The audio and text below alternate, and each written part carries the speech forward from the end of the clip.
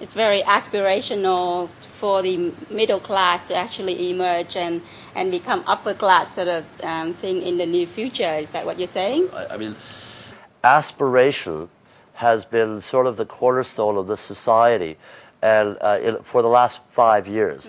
So if we talk about brands, in the past, a mobile phone was not a brand. It was a communication device. Yeah. Today, a mobile phone actually tells someone who you are. So if you have a Nokia that's sort of young, it's about collecting people. If you have a Motorola, it's more about business. If you have a, what's it called, a Virtu or whatever else, the $4,000 to $6,000 mobile phone, it means I'm rich. Yeah. Right. So brands have become an extension of the aspirational status that people want to portray to the rest of the community. So brands are actually becoming very important as the leading driver behind that. How do you put Vietnam in regional perspective in terms of disposable income? I think the best way to answer that is by actually talking about Southeast Asia. Okay, so here we're talking about Singapore, Thailand, Indonesia, Malaysia, Philippines, Vietnam. In the old days, they used to call those the new Asian tigers. Okay, and Vietnam was always considered the tiger tail. Okay, today, in terms of disposable income, the average Vietnamese person already has something like 35% disposable income. The average Vietnamese is saving around 15% of their income. Okay, in other words, for example, 90% of Vietnamese own their homes almost outright, which means if you go to the West, everybody's paying mortgages and car loans and whatever else. Because the home is more or less already bought and paid for, even though they don't make a lot of money, what they have left is fairly, you know. So if I take a look at it from what I recall, about 35% is still spent directly just on food, on eating every day, okay? You've got transportation, healthcare, so on and so forth, but those things are actually quite small relative to the pie. So in terms of disposable income, it's actually quite high, but the amount is not nearly as much as what we're accustomed to. But then I wonder, with the 70-30% rural and urban split, is there going to be any challenges for investors in terms of distribution channel? Absolutely. Let me start off by the urban side of the equation. 15 years ago, there was no such thing as modern trade here. So your Tesco's, Walmart's, just didn't exist. It was all what we call your traditional ma and pa stores. Okay, that started to change when the likes of Metro came in about 6-7 years ago. Today, modern trade already compromises 20% of the total value spend in urban Vietnam. That's 20%. 20% already. Mind you, under the WTO accession, there's some issues there where it's still difficult to be able to open up beyond one store, but that's changing. And on the rural side, it really still, that's where there is a big issue, because 95% is your traditional trade. And obviously, in urban Vietnam, things like refrigeration, the distances between distribution points, POS points, all that is quite diversified. So it's harder to obviously distribute, and it costs more to distribute in rural Vietnam. But that's starting to change. And it's companies like Coca-Cola and Unilever who have done a really good job. And what they've been able to do is they've been able to get a multitude of product into the same shop. So, you know, if you're carrying, let's say, Coke, yes, you have Coke, but then you also have water, you have juice, you have... So it's multitude of product lines that come in all at the same time, and therefore you're able to maximize the distribution count that you have. Let's go into the two key cities of Vietnam, which we mentioned earlier, and which can be really interesting.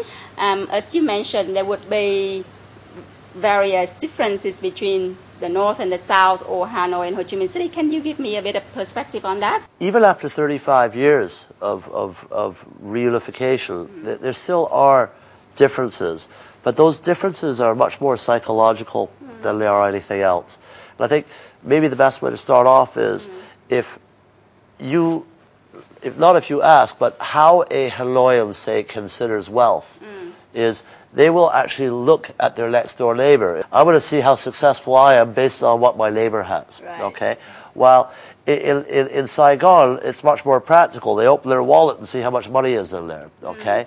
So the one is much more about face, while the other one is much more about practicality. Hanoians are actually much more quality conscious because in the past they had products from the Warsaw Pact countries like Cuba and Bulgaria and whatnot, which weren't of very high quality. Hanoians would prefer to buy the most expensive beer, say, and only have one. All right, while in Saigon, they love to sit down and chum a chum, which means drink 100%. So wouldn't you like to be in the South? I've been living in the South for 16 years. Yes, I like my chum a chum. But I would say in the North, it's really much more about status, okay, because the North historically was much poorer, all right? And in the South, it's much more about functionality and practicality. And I think in the South has had so much Western or foreign influence over the years. They've become much more practical. And, you know, pardon to any of the hotels in either North or South Vietnam, but service in the South is substantially better. In both markets, price is still important. And I think to emphasize Vietnam in general, there's a great quote from one of my staff years and years ago, and that was, cheap no good, good no cheap. So they certainly understand that quality costs money. And if we look at it from a Hanoi versus Ho Chi Minh City perspective, recently one of our respondents in a focus group said, Hanoians will earn 10 and spend 1. Okay? Saigonese will earn 10 and spend 11. All right? So it shows you a little bit of the difference in the psychological makeup of the people. So which such differences coexist in Vietnam between two different markets? What are the directions in terms of marketing and branding, do you think? Because the functionality, the efficacy of a brand is much better understood in the South. In the North, the aspiration of a brand is very important. An example is you talk to someone who has a Rolex or a Breitling or whatever. They don't say they're wearing a watch. They're wearing a Breitling. While in the South, it's like, well, hey, a watch is a watch. It tells time. Yeah. I just need something that's suitable to me. Okay. Yeah. But going back to the brand context, in general, Southerners actually understand brands better. Okay. While in the North, it really is about the Joneses. It's about showing off. It's about comparing yourself with others. So the brand becomes a ladder of success or aspiration. While in the South, it's more a brand that's more about the suitability. You know, and that is quite a significant difference. To be honest with you, most of our clients do not have the budgets in Vietnam to run two types of campaigns. But we do have quite a famous watch client who actually is doing completely different marketing in the North compared to the South, understanding that psychological difference. Vietnam media is very diversified and very segmented. So you can actually plan your campaigns by different regions by using different TV stations. So you actually can drive a different message home in different regions. That's quite possible here. That's very interesting. So how do you think companies that want to apply a pan-Asia strategy going to do business in Vietnam? I think in the past, everybody went, oh, Vietnam's opening up. Hey, we've got this great ad from Thailand or from China or from Singapore, and we'll just bring it in here, put a voiceover, superimposition, subtitle, and off we go. They were highly unsuccessful. Okay. They were highly unsuccessful for two reasons. In the old days, if you had an ad that was considered quite aspirational in Singapore, the Vietnamese sort of looked at the ad and went, I'll never get there. So it actually has no sense or has no contact point to me. Okay? Vietnam has got a 4,000-year history and a very, very, very rich history. Vietnamese are some of the most proud people on earth. You have to Vietnamize your content here. Okay? Vietnamize, that's the key word. Vietnamize. If you want to, look, shampoo is shampoo. It cleans hair, it makes it shiny, it makes it look fuller, whatever. But they're all aware of that. But then how do you say it, in what fashion, to make it suitable, believable, aspirational, and obviously to persuade. Aspirational is at a very different level here than in other markets. It's not really subtle aspiration. You have to understand that we've got an incredibly young population here. It has to be really expressive. Which is not very sophisticated necessarily.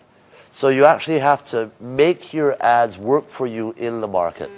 Vietnam certainly is a very unique market that is on the rise. Whether you are looking at Vietnam in a regional perspective or as a key market for your company, it is essential that you do proper research to gain a good understanding of the market.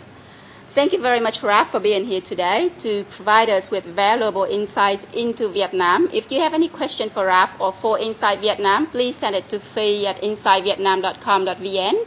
You can also check for past episodes and information about the show at Inside Vietnam on eBlog, Facebook, Twitter, and YouTube. See you again in 2 weeks with our very interesting new episode that will take you on a journey to gain insight into the life, the values, the aspirations, usage, and image of the young consumers of Vietnam. My name is Phi Nguyen and I'm your host on Inside Vietnam. Goodbye and see you again soon.